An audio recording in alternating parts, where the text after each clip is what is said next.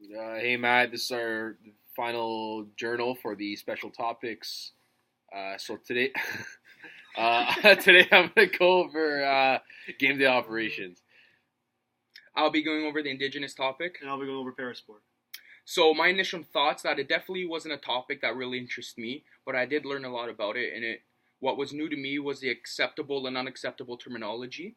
I didn't really bring any experience, but it wasn't a topic that I was really taught throughout my years of education.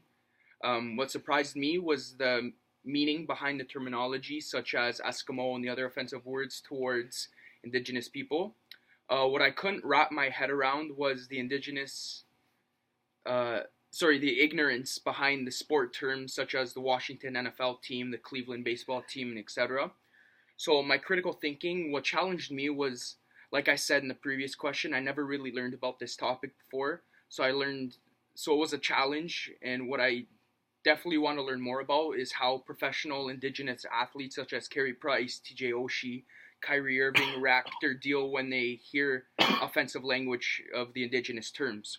So, future forward, fortunately, this topic will not be relevant to me going forward in any of my career choices because uh, it really has nothing to do with this topic. Key learning or two that I can take from this was facts such as youth suicides are 5 to 6 times higher in Indigenous teenagers, and only about a 62.5% of Indigenous individuals are employed. And now Jonathan's going to take over the parasport. So parasport is a topic that I knew very little about to begin with.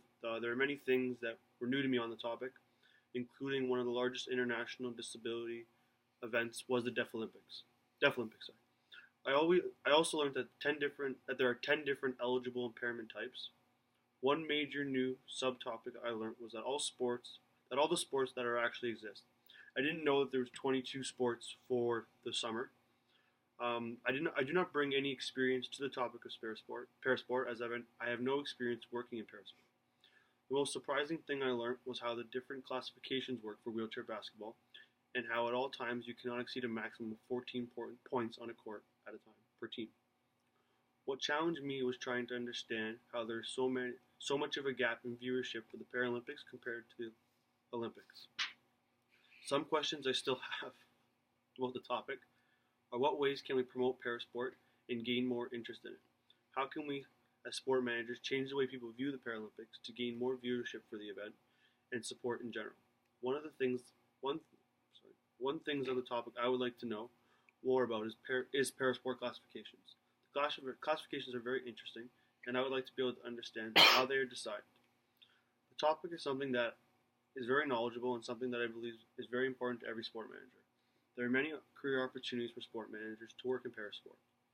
I do not believe that this will be relevant to me in my future, as I believe that I will not work in the field of parasport.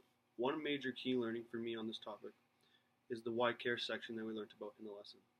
This impacted me in my future by learning about how important a parasport is to the sporting environment, and as 14% of Canadians are eligible to compete, and how parasport makes a difference in their lives. Next, it'll be off to Nick. Yeah, so just talking about game ops. So my initial thoughts for game operations. This is gonna easily be my favorite topic learned in this class. I volunteered a few times with TFC doing game operations, and I love the whole experience of getting the fans involved and basically just creating a fun atmosphere. So I was not really familiar with how much work and time actually went into the whole operations of the day-to-day work to nail basically the execution of the event and the game ops in general. So there's a lot of info that I had no idea prior to this class and the topic, and also through the guest speaker. Like I said before, I previously volunteered with TFC doing the game operations, and like working with the operations crew was an amazing experience. The whole behind the scenes work with the whole setup and run through the events prior to the game was I had a really good time. It was really fun.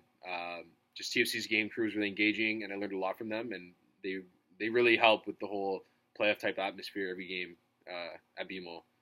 So I was surprised with the amount of areas that game operations actually covers in regards to like the music, sponsorship servering, and like all the videos and just all the behind the scenes stuff. Some of the things that challenged me was to find out more information of how to ultimately find a job and get my foot in the door working in game operations for a pro team, I guess.